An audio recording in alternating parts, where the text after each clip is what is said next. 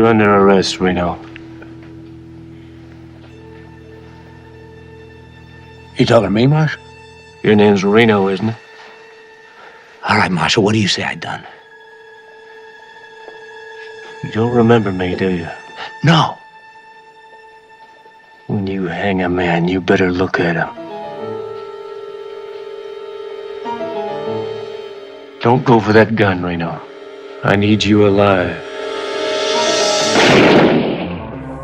This is Dueling Pistols, where history draws first and legends never die. No fluff, no filters, just raw stories of grit, blood, and legacy. Triggered by Black Flag. You know who else are Freemasons? Henry Seymour and William Heston. Which are who? Oh, Brian, you know them. The guys who made Quaker Oats. Were they? Yeah, they were both Freemasons. Do you know why? Do you know why they named it Quaker Oats? Because neither of them were actually Quakers. No. Brian, is just because it was a symbol of good quality and honest value. So they were named Quaker Oats just because the Quakers were they dope. figured if they use that, they immediately have some cachet. They basically were like, the Quakers got this like image. They've got this reputation of being solid, badass, blah, blah. So we're going to steal it. Welcome to the show. I am your host, Brian Call, and I'm joined by my brother, Brent Call. How are you, Brent? I'm well. Thank you. Right on. And we are getting right back into the story of Daniel Boone. We're deep into his life. We're reading from the book Boone, a biography written by Robert Morgan. The last episode we did, Boone was in the middle of halfway building a fort that was going to be called Fort Boone, but instead they named the place Boonesboro, and I don't know what they called the fort actually. Boone, I don't know, but they're supposed get built. Well, they're supposed to be building the fort. It's 1775, and a bunch of settlers went through a trail that Boone hacked through the wilderness, through the Appalachian Mountains, through a gap in the mountains called Cumberland Gap, hacked a trail through it, and a bunch of people left from North Carolina and Virginians and Pennsylvania and settlers, and they all gathered together and they went through the gap with Boone and they moved into Kentucky. And they are attempting to settle the big meadow in Kentucky, the Ohio Valley area. And so here he is. He's chopping his way through. They got in there. They're dealing with Indians who want to kill him. Ironically, the whole crew wants to put in crops, and they're not very worried about the Indians. Now remember, Richard Henderson is the politician behind the whole thing. He's the backer. He's the one with the connections. He's the one that, quote unquote, bought the land from the Cherokees. But really, it's just sort of a sham, some sort of pretense to say he bought it and owns it. He's hoping he can just move in with settlers, create a whole new town that basically it's his fiefdom. He's king over, and he can sort of, now, he doesn't, in fairness, he is trying to establish just a new colony, but he's trying to enrich himself, but also the people there. Remember, he's like, let's get under the big elm, the divine elm, with the 100-foot gigantic elm that has 100 feet of shade it casts for everyone to get under. And remember, they sat there and they tried to make laws, some game laws. Hey, you can only shoot so many of this and that, and some, what was it, horse improvement breeding practices, and those were Boone's contributions. There was other ones. They have a sergeant of arms to, there's basically a sheriff to throw people in jail or whatever they have going for the community. And they start to establish, okay, here's some rules by which we will live by in this new town called Boonesboro. And that goes on for a little bit. They're really not watching their back much, and they're under threat of getting killed by Indians. In 1778... Have you seen this picture of Henderson? No. This right? is who keeps popping into my mind every time you see him. You know, I think that's interesting. Brent just pulled up a picture for those that are listening of the bad guy from Pocahontas. Governor Ratcliffe. Yeah, it's totally like that. That's what did they? It's okay, totally thank you. Like that in a way, because he's pompous, but he's also, I think, unfairly vilified and looked down upon. I don't think he was as nefarious as history wants to write him out to be, but I wasn't there. I'm just reading Robert Morgan, and Robert Morgan seems to be a historian who tries to keep it 100. And to me, what I'm seeing is he's giving him a fair shake, and he's like, yeah, well, wouldn't you if you were investing money and trying to build a colony and a city? And he teams up with Boone, so he obviously knows he needs someone like Boone. He values Boone's abilities, but he also recognizes that he needs Daniel Boone, and Daniel Boone is a genius for what he needs, and he recognizes Boone's prowess in the wilderness and so on. So he is not without understanding where his weaknesses are and other people's strengths. He greases all the right palms. He has pulled all the right strings except for one. He did not extend ownership of the Transylvania Company, which is his company, to Patrick Henry or Thomas Jefferson, both of which are powerfully influential individuals that are in government, and he cut them out, even though he let kind of everyone else in, which proves to be a big mistake and probably the main cause of his downfall. One of many, I suppose. So Patrick Henry, who's governor of Virginia, and who also arguably is basically the main instigator of the Revolutionary War. He's give me liberty or Give me death. give me death. You gotta love that. He ends up being part of Harrodsburg, I believe, which is sort of this like a mirror copy of the Transylvania Company's Boonesboro, right? So he just ends up forming his own sort of group who then was moving in and settling. Now, they're both making claims of owning huge parts of Kentucky, right? Under the name of the company. So these guys move in, they buy up all the land, right? They have a few settlers that get a little piece here and there, like Boone was getting 2,000 acres, right? And little people get their little spots, but Transylvania Company, Richard Henderson, and then the people he greased the palms, they get the huge cuts of land, right? Same over at Harrodsburg. They're doing the same thing. Now, they're arguing about legitimacy, let's say, the legitimacy of these claims. You know, can the Transylvania Company really say they bought the land and own it and so forth? And there's a lot of speculation saying, no, he's a fake, he's a fraud, he pretended to buy the land from the Cherokees, he doesn't have a claim on it. The Shawnees own this land more than the Cherokees ever did, right? So he has to run back to Virginia, and he has to write some petitions and put out some fires and try to keep pushing the legitimacy of his venture. Meantime, he's running up against Patrick Henry. Later, he tries to offer Patrick Henry some cut because it gets to be bad, and he basically throws him out of his office or just says, sorry, dude, too late now. I don't need you. Could you imagine snubbing the guys that give me liberty or to give me death, or the guy who discovered electricity? Or becomes, well, Thomas Jefferson becomes the president of the United States. I mean, you're sitting here, you're dealing with some powerhouses. Yeah. So he ends up, what does he do? He creates a petition and he sends it to the crown and the British Empire. And he says, hey, King, you're going to love this place we're building. Sanction it. Meantime, he does the same thing for the colonial government too, the local, because the Revolutionary War, this is 1775. The Revolutionary War just kicked off. We're dumping tea. And it's rolling into 1776, and Henderson's a smart man. He doesn't know who's going to win. And he's just trying to build a fiefdom over here in a little town and build wealth and a future and a legacy and all this kind of stuff. So he's moving over there, and he doesn't want to lose it all, so he doesn't know who's going to get it. Is it going to be the king and the British Empire going to maintain control, or is it the new sheriffs in town that take over? And so he kind of plays a petition to both sides.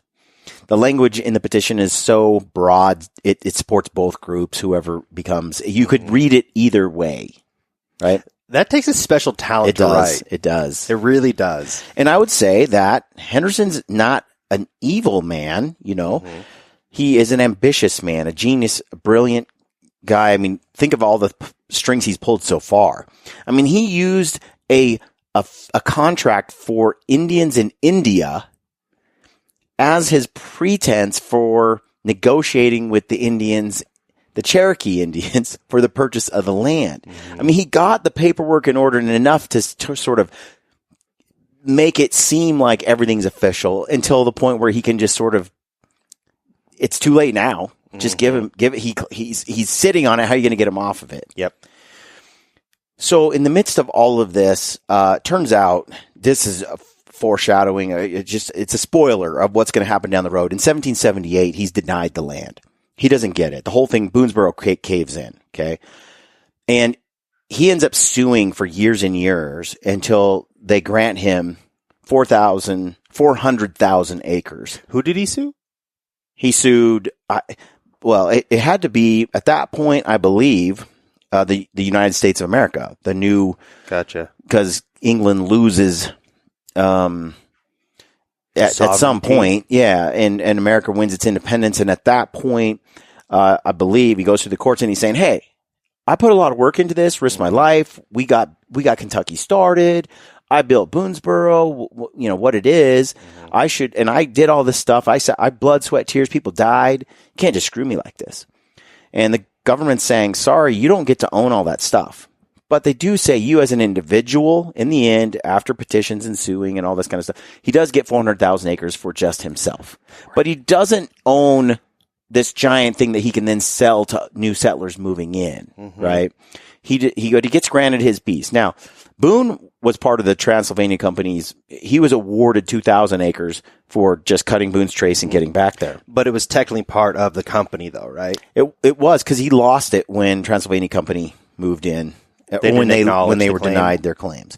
Bummer. So Boone, though, gets land over and over again, and this is a telling insight into Boone's personality. He gets land over and over and over, and he just loses it over and over again. And a lot of land. He should be rich in land. But every single time it seemed that he got his land and someone disputed it, he made no effort to keep it. Some people can look at that and say, well, Boone just lived in the now. He all he cared about was getting out to go hunting, it seemed, or to go out and do another adventure, or to go somewhere else. I don't think that's a fair look at it, though, because I think when you look at Boone and you consider, they would say the same thing about Native American Indians. They're lazy. They don't care about the future. They just live in the now. I think that's wrong. I think that the things that Boone cared about, money could not buy. And it just so happened that other people valued things that money was required to have, right? Boone valued experience. He valued adventure. Remember how he despised farming pretty much? His whole life growing up as a kid, he was always out hunter-gathering, doing the other stuff while everybody was milking cows and cutting fields and planting crops. He didn't want to build an estate and and just stay. He wanted to go do things, have adventures, run from Indians. You know what I mean? And a man like that, just the whole idea of owning a big piece of land isn't that alluring when he could just strike out into the next frontier and see something new. Like, you can't buy that. Like, no. It just takes you to do it. Risk it. Run for it. Mm-hmm. Live off the land. Like, outmaneuver the enemy, or at least your antagonist. Is that the word? Protagonist? No. Antagonist. I think so. Pro's good, and's bad. And so I think what you're dealing with is, a man who just didn't value material things because he valued experiences and adventures. I see a lot of trashy content out there nowadays where people walk up to people with money or something, or they ask the question to random strangers on the streets, would you cheat on your spouse for $1 million, or would you do X, Y, and Z for money, and blah, blah, blah. Yeah. And I see those things, and it's always a no for me. It's a hard no. Right. I would not cheat on my person for any amount of money, because I'm with Boone on that. Like, money does not necessarily get me the things that I want. Well, I often think, I see guys because I do a lot of hunting and adventures myself. And a lot of my favorite adventures, like Spring Bear, those are in my backyard. Those cost me almost nothing. Dollar-wise, trip-wise, gasoline, give me a mountains, a few hours drive from my house, and a backpack and some freeze-dried meals, some of it homemade and most of it, and just let me go back for 15 days, 16 days and see things that no one else has seen, go places that no one else can go or does go, and look at, find a giant bear, take him, skin him, eat him on the mountain, just live out there. And that isn't an expensive thing. It doesn't cost a whole bunch of money. And some people say, well, I wish I had all that money. It doesn't take much money. Mm-hmm. And I see that from guys that are driving $50,000 Dodge toy Cummins pickups and they're pulling toy haulers behind them and they have like 3 UTVs and you're like, there's several hunting trips right there. Yeah, like priorities. My whole kit, a few $1,000s and you're dialed. You have it all for life. Like you have your sleeping bag, your sleeping pad, your tent, a few things, and you're pretty dialed, right? It's a very relatively inexpensive endeavor, and Boone, I think, lived on those terms. He didn't need much. A little bit for the horse, a little bit for the traps, a little bit of food and supplies, and go off and do his thing and come back. And it wasn't that he needed estates and lands and all of that to do the things he valued. Does that make sense? Yeah, to me. Yeah. I get that. Yeah. He was often called a white Indian, because he seemed to value the lifestyle that the Indians had, which, again, think about it. Minimal. Teepees, small shelters, nomadic life, living off the land, soaking up nature. In a way, living a much more, I would say, evolutionary lifestyle, one that we are actually evolved to live than maybe modern day life, which is not natural on so many levels. So anyway, Boone goes back to Boonesboro. And he brings his wife. Remember, she was kind of not well. She gave birth and the baby died, and she had to get strong. She's strong now. They move back to Boonesboro. So now they're in Boonesboro. And didn't they have to wait like several months for her? Yeah. And Boone's trying to get everyone to go, and no one would leave. Not without you. Yeah.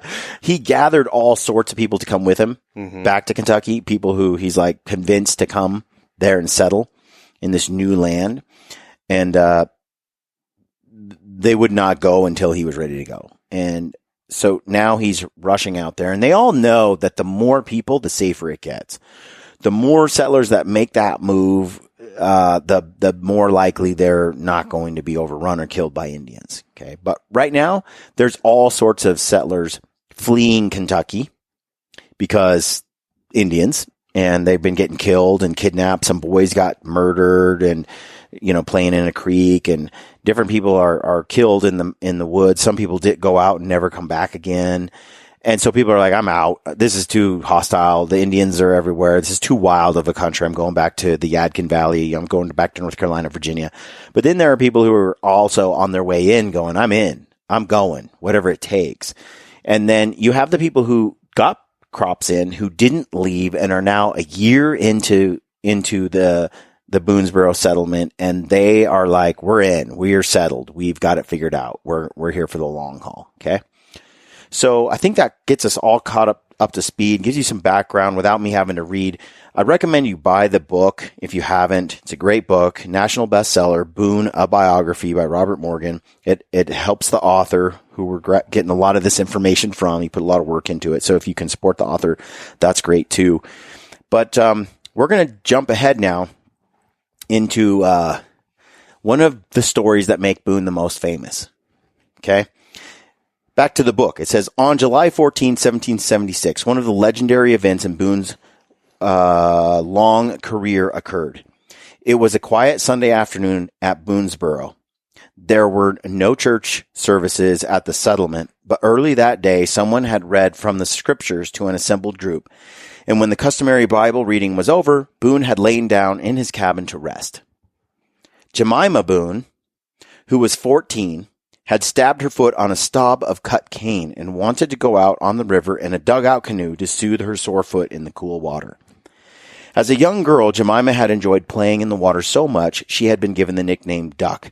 Elizabeth and Frances Calloway, daughters of Richard Calloway, 16 and 14 years old, respectively, agreed to accompany her. Remember who Richard Calloway is? The guy I can't stand. It's funny because every time you say that, I think of this Scooby-Doo cartoon where there was this boys' school, and they always go, all the way with Calloway. And so that every time you say Calloway, in my mind, I'm chanting. Your pop culture references are hilarious. Awful, man. So, Richard Calloway is just kind of this, man, he is, Richard. I believe it's Richard. It's the Calloway. He's a curmudgeon, man. Richard Calloway? Mm-hmm. So he's a dick? Yeah, right. So, anyway, it looks like Elizabeth and Frances Calloway, daughters of Richard Calloway, 16 and 14 years old, respectively, agreed to accompany her. Nathan Reed had volunteered to paddle the canoe for them, but had backed out. It was a beautiful afternoon, and the girls glided out onto the stream. Betsy and Fanny paddled by turns, while Jemima hung her hurt foot in the water. They drifted several hundred yards downstream, floating and paddling carelessly. One of the Calloway girls suggested they stop on the north bank near some cliffs and gather flowers and young cane. But Jemima warned them that they should stay away from the Indian shore, as it was against their father's orders to go on that shore at any time. Proposer observed that perhaps she was more afraid of the yellow boys than she was of disobeying her father. Wow. That's just an excuse because you're afraid of the Indians. Yes. And, 100%. I'm sensible. She was teasing, unaware that 5 Indians were indeed watching them from the brush on the north bank. The strong current pushed the canoe closer to that bank than they had intended to go. Sure. Girls are so dumb. Young. Suddenly, 5 Indians plunged out of the cane and waded into the water to grab the line attached to the front of the dugout.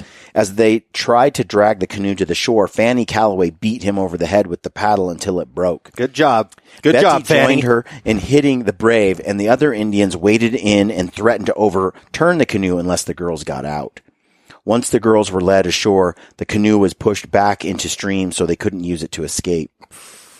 The 3 girls began screaming, hoping to be heard at Boonesboro, a quarter of a mile upstream on the other side of the river.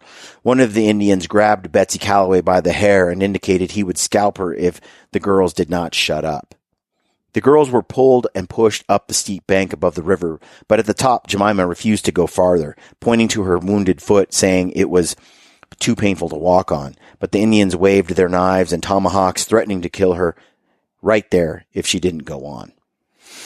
The Indians produced moccasins for Jemima and for Fanny Calloway, who was also barefoot.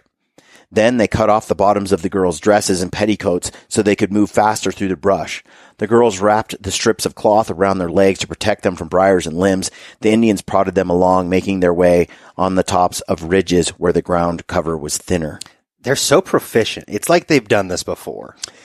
The lowlands along the streams were dense with cane and vines and thickets of cedar. Daniel Bryan would later say the Indians chose ground where they would make the least trail. Sometimes the girls would mash down a weed, the Indians would straighten it up or turn it the other way. Dang.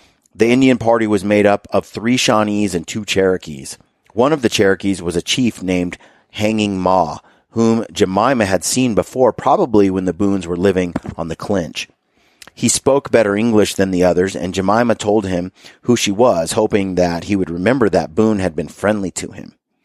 He asked if the others were her sisters, and she answered that they were all children of Daniel Boone. Hanging Maw laughed and said, "We have done pretty well for old Boone this time." Dang. The 5 Indians were part of a larger group returning to Ohio from a conference at the Cherokee town of Chota. Called together in May by dragging canoe, the large gathering that included many Creeks and Shawnees as well as Cherokees angrily denounced the white settlement of Kentucky and lands over the mountains. Encouraged by British support, the young chiefs and warriors planned a concerted campaign against the American forts and stations. While his father, Atukaluka, I listened to what was it?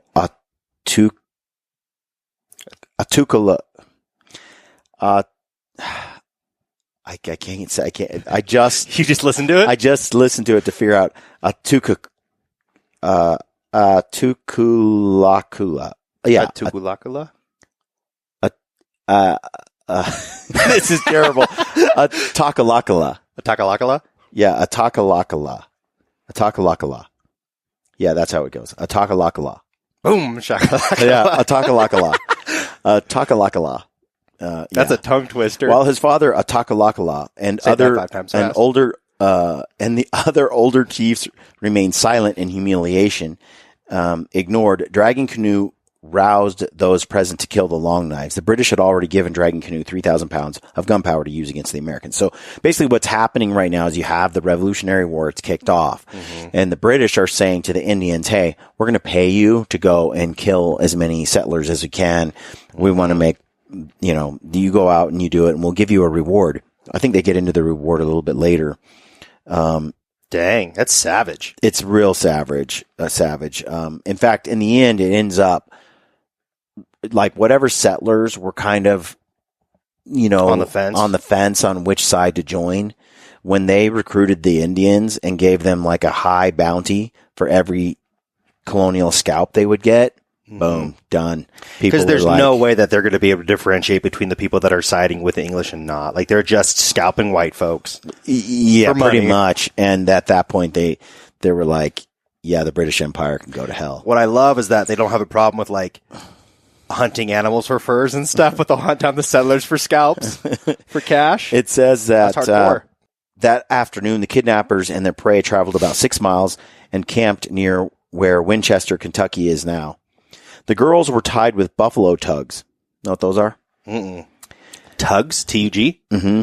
Buffalo tugs. So they could not reach each other, each bound to a tree and also to a brave. So they were tied to a tree, and then they were tied to a brave. So not only were they they were tied like to a tree, and then to each of them were tied to a certain Indian. It's the name of a dog toy now, Buffalo Tugs. So it's not really pulling them Buffalo Tug settlers. All night the girls sat with their backs to the trees they were tied to. So they're tied to the trees, and then in addition to that, they're tied to an Indian. Man, those Indians, man, they know how, like, you're not running away, Boone. You're going to sleep between us. Okay? It says they weren't able to sleep, and Jemima happened to have a penknife in her pocket, but her hands were bound so tightly she couldn't reach it. The kidnapping was almost certainly not something planned by Hanging Maw and the 4 others. It must have been a spur-of-the-moment temptation once they spotted the girls so far from Boonesboro. Taking prisoners or hostages lent prestige to the kidnapper, and capturing the daughters of Daniel Boone would bring even more honor. Kidnapping was understood by the Shawnees in a different way than with the whites. Their population depleted by disease and war, the villages needed additional members. Their birth rates were low. Women and children and even men could be adopted into the tribe. And after the correct rituals were performed and new names given to them, the adopted became members of the nation. I wonder if that was a common practice before a large portion of the population was wiped out by diseases. Yeah, so they said by 1650 or 1670 or something like that. Like 86%. 86% of The native population had disappeared due to disease. Do you think they were doing that stuff before that, though? I think that, from what I can understand, probably not at that scale, right? I mean, think about it. 86% of the population is gone. At that point, you need more villagers. You need more people. You need more. It takes a village to keep the whole thing safe and alive. You need a little militia. You need hunters. You need people working, to build shelters and weapons and all that kind of stuff. So, you could see how the lack of humans, the lack of people, the population decline could result in kidnapping and adopting. Nevertheless, by this time, you're 150 years from the wipeout of their civilization. It could just be ingrained in their culture at this point. But whether it was there before or not, it's hard to say. I mean, it's a great question. I'm going to have to dig into that. It's going to bug me. I would say, though, that at this point, it's true. The way that the Indians did this, if they thought you had value, they didn't kill you. They tried to keep you. And they wanted you to be, and this is what's ironic too, is so often when they did kidnap white folks and bring them into the village, those people ended up becoming like not wanting to return to the white civilization, which speaks tremendously to the lifestyle that the Indians were living, the fulfillment in it. Something about it was I mean, wonder. Peace. Something's different. It's kind of an indictment on civilization in a sense, right? Now, there were the few, I'd say 20% or something from what I've read, did want to return and didn't like the Indian lifestyle. But who knows what the special, but the great majority valued Indians, loved Indians, and wanted to remain with Indians once they had, been adopted. Still, I mean, they often killed. If they didn't think you had what it took to be adopted, they just tomahawked you, on the way home. Like, you don't be a pain in the ass. Don't go too far. It helps probably to be pretty. Damn it. I mean, what if you don't got hair? It says the birth rates were low. Women and children, even men, could be adopted into the tribe. And after the correct rituals were performed, the new names given, boom, they became members. The kidnapping of children was not unlike the program the Nazis later practiced called Lebensborn, where children in the conquered countries were taken back to the fatherland to become future citizens. To Hanging Ma, I'm sure they had to be white with blue eyes. Blonde hair. To Hanging Ma and the others, Jemima and her supposed sisters must have looked like good candidates for adoption. At the very least, they could be held for ransom or sold to the British. The next morning, the Indians resumed the march toward the Ohio. As they stumbled along, the girls broke twigs to guide those that might follow to rescue. When the Indians noticed this, the captives explained they were so tired and weak they had to grab limbs to keep from falling over. Some accounts claim Betsy Calloway began tearing pieces from her linen handkerchief and dropping them as clues behind her. I bet that didn't get her switching. The Indians caught her, leaving signs, and again threatened her with their tomahawks. But the girls continued to break twigs and tear off leaves to mark the trail and blistered their hands with the effort. Betsy Calloway had shoes with wooden heels that made deep cracks in the ground by streams and through buffalo wallows. Noticing the tracks she made, the Indians knocked the heels off her shoes, but she still took care to make discernible tracks. These girls are a pain in the no, for rear. real, dude. Like, not worth it. Like, if there was not only that, but like a bunch of white chicks are not the ethnicity that I would be going to try to kidnap. Oh, These girls are resourceful and determined. They know they got to survive, right? Oh, and they got to know, like, okay, they know Hanging Ma. Jemima's seen him. He's hung out with Boone. They know each other, right? So there is a degree of familiarity, and they know Indian lifestyle because they grow up around Indians and with Indians who come in and out of settlements. Jemima grew up in America around Indians. Yeah, and so they also know that they're just going to be probably adopted, and because of her name, though, being a Boone, she's ensured a little bit more safety than if she was just some random person, right? She definitely connected. So there's chances for the British Empire to negotiate for them, ransom, or Boone himself, So there's all sorts of possibilities at play, but the girls got to know at some point they're going to get, married off, or, they're not going to get to choose their future. No, it's not going to, yeah. It says, and maybe 10 years from now, a girl that had that experience might be okay with it down the road. But right now, they're like, hell no. They just broke her shoes. She's pissed. It says, they tore up their dresses. Yeah, it says, using the excuse of her sore foot, Jemima fell down again and again, delaying the progress of the party. When she fell down, she would scream out, hoping that anyone following her would hear. She was sure Boone and other men were on their way to rescue them. She made as much noise and trouble as she could, and the captors continued to threaten, but never actually struck her.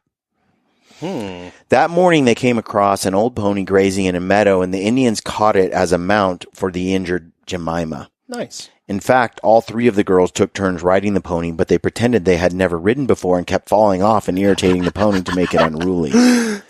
The annoyed pony bit Betsy Calloway on the arm. The horse was cross and would bite, Nathan later told Draper. The Indians laughed at the girls' clumsiness and then grew impatient. One of the Indians mounted the horse himself to demonstrate how to ride, but the lesson had little effect. The girls who were actually experienced riders continued to tumble off into the brush by the trail until the Indians turned the pony loose and made their captives walk. They're putting on quite the show. They are. Good for them. Good for them. Dude, sometimes men are just, especially young men, girls are so conniving. They're so much better at manipulation and trickery. Men just use brute strength to get things they want. Mm-hmm. Women have to use negotiation, subtlety and manipulation. You know, It says they finally got rid of the pony. They're like, screw this. You girls can walk. The Indians offered the girls buffalo tongue to eat, but the fare was tough and unsalted and pretty much inedible. The Indians sometimes referred to the prisoners as pretty squaws and showed them they did not want to hurt them. Though they threatened the girls with tomahawks and knives, Hanging Maw and the others were surprisingly gentle with their captives. They were tolerant, even indulgent by the standards of the wilderness. The girls were allowed to fix their hair and look for lice. Hanging Maw fondled Jemima's hair and took out the combs himself, admiring the length and brightness. In one version of the story, Hanging Maw asked Jemima to dress his hair and look for lice, and she agreed.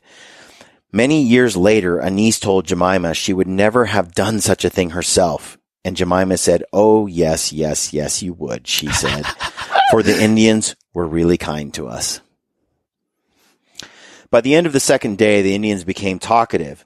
They said they were on their way to the Shawnee towns north of the Ohio. They told the girls the Cherokees would attack the Watauga settlement, and a party of Cherokees were on their way to attack the Kentucky settlements as well. They teased the Indian whom Fanny Calloway had beaten with the paddle. That night, they camped a few miles south of the Licking River, and the girls were again tied up so tightly they couldn't sleep. Betsy Calloway, who was older, she's 16, tried to cheer up the other two. The next morning, the Indians seemed more confident that they had outrun any pursuers. After the party crossed Hingston Creek, the captors felt safe enough to shoot a buffalo and cut off part of the hump for lunch. They were all hungry, and the girls had had nothing to eat for 2 days. They stopped in a little clearing in the woods to cook the tender hump and rest. They didn't eat for 2 days? Why? Didn't they have on the run, man? I thought they had like buffalo They offered tongue. her tongue. They offered them tongue. I would say they had food. They didn't want it. Were they the only ones not eating? It was inedible. It was icky. It Good. says, Good. Don't eat. Don't eat, dang it. when the girls' screams were heard at Boonesboro, Boone leapt from the bed where he had been napping and grabbed his rifle. He ran to the river without even thinking to put on his moccasins. So he ran out there without shoes on. People were dashing around, sounding the alarm and grabbing weapons for pursuit. The problem was the screams were coming from the other side of the river. The dugout was gone. Boone spotted the craft far downstream, but it was out of reach. Samuel Henderson, who was engaged to Betsy Calloway, was shaving but dropped his razor and ran for his rifle. Richard Calloway, father of the two girls, was flustered, but Boone was calm and organized. He told young John Gass to swim after the canoe, and when the dugout was brought back, Boone and 5 others crossed to the north bank as Calloway, Nathaniel Hart, David Hart, David Gass, Flanders Calloway, and others on horses dashed to a ford a mile down the river to cross. So as many guys as could get in the dugout after the young chap swam after it and got it, jumped in the boat, and the rest of them got on horses and shot downstream on horseback to cross the river where the horses could cross, where it was a shallow ford. It was about a mile down the river, so they had to ride a mile down, cross, and then mile back. Boone directed some to look upriver for the trail and some to look downriver until the tracks were found. So they're looking for the girls' tracks. Then he persuaded Richard Calloway and the party on horses to ride directly to the Blue Licks, where he knew the Indians would cross on their way to the Ohio, where they could intercept the kidnappers. Meanwhile, he and the others on foot would track the Indians. Yeah, your daughter's been taken, Brent. Talk about the rage. I know, like, Talk about the rage. I know, dude. Rage. I know. Like, I'm trying to sit here, like, but I'm like sweating right now underneath this. Like, dude, I mean, just it sounds like Boone is fairly compartmentalized here, where he's like, because Calloway's emotional. He's an emotional. He's the guy I can't stand. He's brave and bold and dangerous, but he's just a whiner and an emotional, egotistical, brash person. But anyway, Boone's like, we have a job to do, and I'll worry about, mourning the loss of my daughter later if I have to, but I'm not going to do that until we get there, And there's got to be some emotional, and he's got to be tamping down the anger and the rage and putting it someplace else, because there's no way as a father you're not feeling this. And talk about like the desire to hunt these guys down. You took my daughter. Oh my gosh. Like it's they can't have a swift death. That's just that wouldn't work for me. Well, I mean, in some sense though, you're hearing the story unfold and you hear, the girls talk about how nice the Indians were. Mm-hmm. It's not true, but something to keep in the back of your mind is, what are the motives here? What are the hearts of these men who took the girls? Again, there's a cultural difference in kidnapping and so forth. Not that they wouldn't. It's a practicality thing. I mean, if you snatch a girl and you take her 3 weeks out into the woods and now she's amongst your people, that's a barrier she can't break. Like, assimilation is just going to end up happening as a matter of course. Well, remember about Mary Ingalls? Was it Mary Ingalls or Mary Ainsley or whatever? Ingalls is the last name. I can't remember if it was Mary. Yeah, she ran. She 41 days. She made her way back to civilization, escaping the Indians. And I am sure they have a statue. Remember? She's holding her skirt. Like, it's the weirdest thing. I don't understand that statue. I need to dig into that. So anyway, so back to the book. It says Boone directed some to look upriver. Okay. Meanwhile, he and the others would go on foot. Mm-hmm. It is likely that Boone used this argument to get rid of the hot-tempered and rash Calloway. Smart. Leaving himself and a few others, including John Floyd, to proceed with the necessary stealth. Good. Remember who John Floyd is? Mm-hmm. He is the young, up-and-coming gentleman employed, I think, by George Washington at some point, somewhat of a military lieutenant fellow who's reliable, resourceful, just a kind of a stud. And he was out there on the hunt with John Stewart and stuff before John Stewart went missing. No, he was the guy that was part of the surveying party that Boone went and rescued that came back in three separate groups. That's right. Okay. So Floyd's mixed up. Back to the book, it says, but Calloway and his party riding to the Blue Licks also provided a kind of insurance. So he wanted to get rid of them, but also there is some reality to it, some practicality to sending him to just head him off, right? If all else failed, they might intercept the kidnappers there. Covering about 5 miles before dark, Boone and several others heard a barking dog. Following the noise, they came upon a group of men building a cabin deep in the forest. There they camped for the night. When the alarm had been given, the men of Boonesboro had been dressed in their Sunday best, which meant cloth pantoons instead of breechclouts and deerskin leggings. Young John Gass, he's the guy that Joe dove in and got the canoe, wasn't he? Was he? Engaged Betsy. Yeah, young. Everything comes back to young John Gass. He's so young.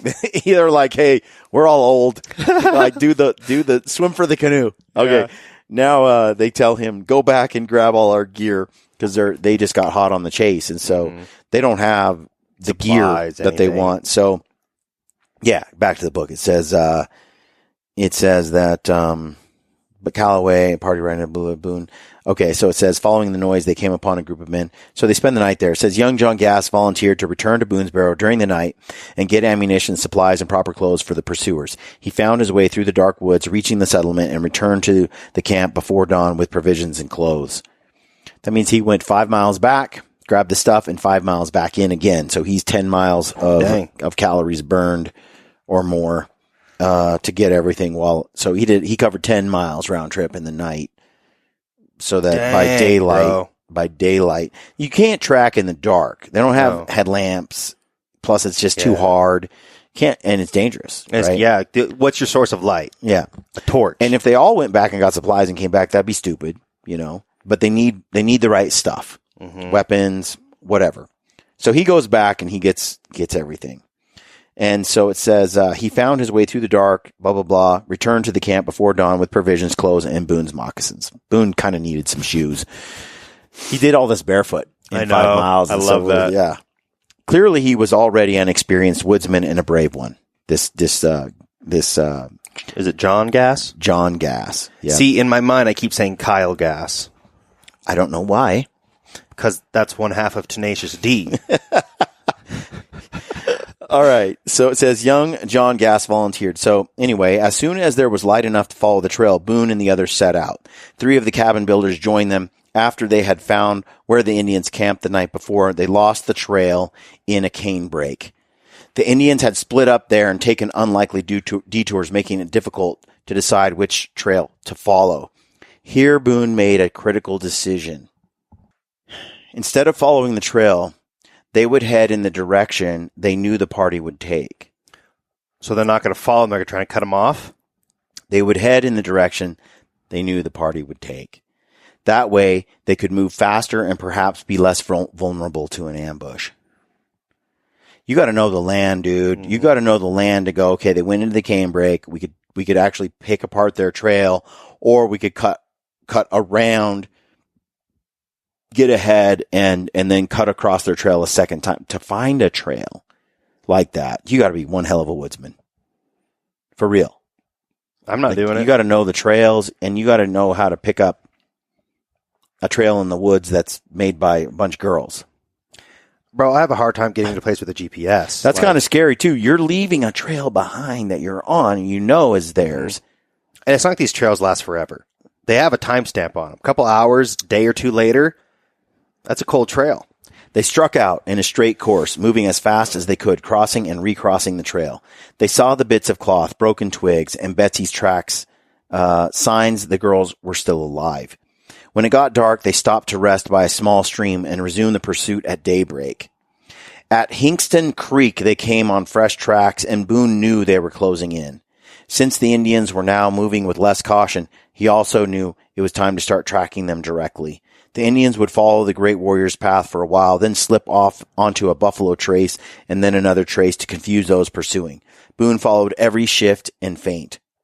When they came upon the dead buffalo with its hump cut off, he told his companions the Indians would stop to cook their meal just ahead at the next stream. They saw a snake the Indians had killed and left flopping. They crossed a small stream that the Indians had waited for a few 100 yards to throw them off. Why'd you close it? So they crossed a stream, and they waded up that stream 100 yards, 300 yards, and then, so they got into the stream, walked up it 300 yards, and then across to throw off anyone pursuing them to try to find their trail. They had to think they were doing pretty good, these Indians, but they were getting tracked by Daniel Boone. Using great caution, Boone and the others spread out, knowing the Indians would be stopped just ahead. If the kidnappers were not taken by surprise and killed, they would tomahawk the captives to death at the first sign of the rescuers. So this has become a stealth mission. Within 200 or 300 yards, they spotted the fire where the Indians were cooking the buffalo hump. One of the Indians was posted as a sentry, but he had laid down his rifle to light his pipe and pick up materials for mending his moccasins. Another Indian had lain down to rest, and one was getting wood while another was preparing the meat. Hanging Ma had gone to the branch for some fresh water. Boone and the others crawled through the underbrush to get closer. One in particular, Big Injun, called Big Jimmy, was spitting up meat on the side opposite to them. Fanny looked at him to see how he fixed his meat. So this is a quote. Okay, this is why I'm having trouble reading it. Okay, I was like, so those words sound funky. It says, it's quote, one in particular, Big Indian, called Big Jimmy, was spitting up meat on the side opposite to them. Fanny looked at him to see how he fixed his meat. She saw the blood burst out of his breast before she heard the gun. Ooh. The girls were sitting on a log away from the fire when William Smith fired prematurely and missed. Then John Floyd fired, wounding the sentinel. John Floyd, good man. At the crack of the guns, the girls jumped up. Jemima shouted, "That's Daddy," and started toward the rescuers. She's 14. Father yelled to them to throw themselves flat upon the ground in case the Indians might shoot back. Nathan told Draper. The girls dropped to the ground, but in the excitement, they stood again, and one rescuer, mistaking them in their ragged clothes for Indians, started to club Betsy, who wore a red bandana on her head. Boone grabbed his arm and shouted, "For God's sake, don't kill her when we have traveled so far to save her." The man, when he saw what he'd almost done, wept. In fact, there was a good deal of weeping when it was over. Nathan Reed, one of the rescuers, later said, "The exultation of the poor girls cannot be described. They embraced and thanked their rescuers. The girls were so overcome with gratitude, and the men with relief. The fleeing kidnappers were forgotten." Quote, "After the girls came to themselves enough to speak, they told us there were only 5 Indians and could all speak good English." John Floyd also described the place as covered with thick cane and, quote, "and being so much elated on recovering the 3 poor little broken-hearted girls prevented our making any further search." So they kind of got the girls and then kind of like get out of Dodge, bro. And kind of just forgot about everything. The girls showed the effects of the 3-day ordeal. Their clothes were torn, their faces dirty and tear-stained, eyes swollen from lack of sleep, legs scratched by limbs and briars. Boone wrapped blankets around them and embraced them. "Thank Almighty Providence," Boone said, "for we have the girls safe. Let's all sit down by them now and take a hearty cry." Everyone in the party wept with relief and joy. After they had calmed down, Boone remembered that he had shot an Indian and pointed to the place. A rifle was found and drops of blood led into the woods. 2 bodies of Shawnees were discovered, one shot by Floyd and one possibly by Boone. 2 years later, Boone would learn that one of the Shawnees killed that day was the son of the man who would become Boone's captor and adoptive father. Wow. Bro, this is like a freaking soap opera. That is ridiculous. Does he have an evil twin that's going to pop out sometime too? You can't make this stuff up. It's unbelievable. It's wild, huh? Uh-huh. Yep. And it's interesting how that story unfolds. Because obviously to become an adopted, you got to get kidnapped. Oh, my God. That's crazy. So there's more to this, and you get the girls kind of, hindsight and so forth, what happens here and how the rest of the story. But this is one of those stories that makes Daniel Boone famous across the frontier, right? Mm-hmm. The dude's daughter got kidnapped by Indians. 3 days later, he tracks those Indians down for 3 days and kills 2 out of 5 and rescues the girls. Now, it's interesting. Hanging Ma ends up being a very prominent Indian. And this is sort of a strange sort of experience that doesn't coincide with his normal behaviors and how he comports himself. Interesting man. We'll get into him a little bit too. The book kind of dives into him too. Usquali Guta. Is that his? That's Hanging Ma's Indian name. I was looking up the origins for Jemima because the only person I know that's named Jemima is Aunt Jemima. Yeah. Do you know where it's from? I mean, take syrup. A stab. You'll probably. This has nothing to do with the syrup. Aunt Jemima. No, just Jemima. Jemima. Right. Jemima. I bet if you take a stab, you'll probably be able to figure it out. Jemima. Is it Bible related? It is. It is. I mean, kind of everything is at this time. At this point, yeah. I mean, you're talking Daniel. Yeah. It's Adam. It's John, Dan, Matthew. Yeah. I mean, the apostle names are getting used over and over again. It's later on in life when Job has his second family. It's one of his oldest daughters. Is Jemima. Interesting. The other one's got shafted. I think one of them name was Karen. I'm sure. Karen used to be a fine name till recently. It's Keren, Hapooch. So you have Jemima, Keziah, and Karen Hapooch. I don't think that's how you say it. Maybe hapuk or something. But anyway. My mouth don't make the right sounds. Yeah, there we have it. That's one of those stories. We'll get into the end of that story, how they get back and all that kind of stuff on the next podcast, on the next episode. But that's it for today. I mean, what did you think, Brent? This has been one of my favorite ones so far. It really was. I was on the edge of my seat. I can see your legs shaking. You're sweating. I was like, read faster, Brian. Read faster. No, I dig the girls for just their belligerence and not giving up. Because, Boone is a really good tracker and forester and probably would have been able to find them, or woodsman, and probably would have been able to find them anyways, but the girls helped. They were just being little shitheads constantly. Yeah. And then when he said, I didn't realize how young they were. 14. 14 and the oldest was 16. I didn't realize that until you said when they shot the first Indian and she said she was 14. I was like, that puts a little bit different perspective. 14 and 16, yeah. Those are babies. They are just coming into womanhood. Yeah, I mean, and you know, in some ways, these Indians were nice to them, and I don't think they had not intended to hurt the girls. If they wanted to, they would have. Long time. They had 3 days with them. Yeah, and they didn't violate the girls. And you could look at it on so many different ways and so many different levels. And Boone, this is one of the only Indians Boone kills in his life. That's right. For all the things, for all the Indian encounters that Boone has, I mean, it's just a handful, few where he had no choice, where he killed some Indians. Otherwise, he didn't like to kill, didn't like to take life. That Quaker blood ran strong, even though he's a fighting Quaker. Justified. That's what that is. Yeah, and so anyway, it's interesting to, Boone, I believe, looked at people not by tribes and such, but by individuals, and he you can see it by how much he despises some people. Like in the end, he sees people like Richard Calloway, who is just a pain in his butt, is like always there. And in the end, he does finally die a miserable death.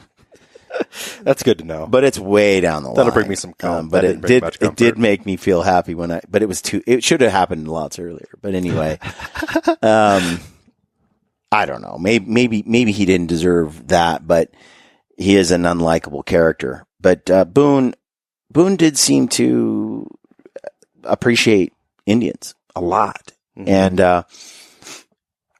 and it just goes to show that in this case, how much, and he was there all in for his daughter. It didn't matter what was necessary. And John Floyd, that dude just comes through, rises to the top too. Interesting characters. I loved this story. I can only imagine, just getting hot on the trail, following it, rescuing your daughter. It had to feel incredible. The book, throughout the book, you learn that Daniel Boone was strong, stoic, like brave, but he was very passionate, kind, and like he freely cried.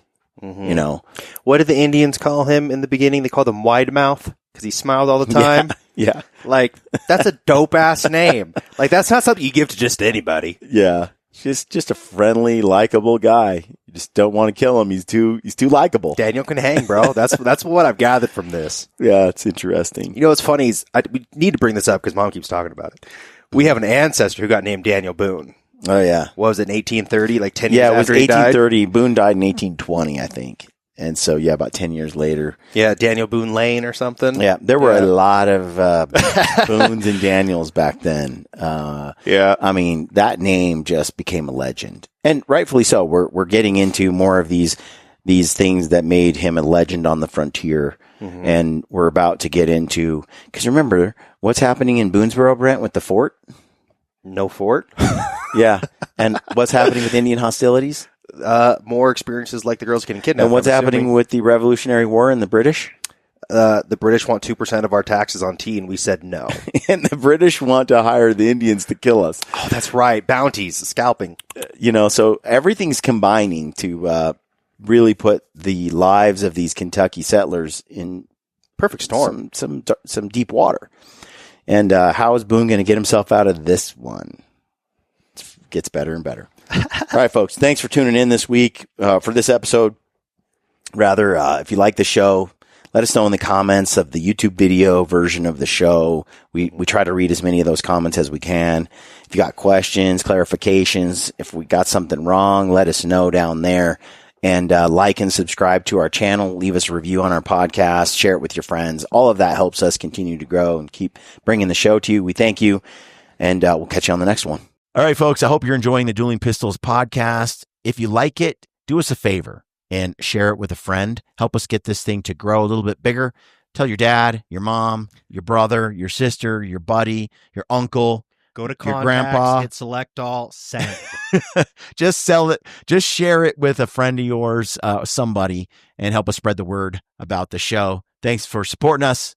We'll catch you on the next episode.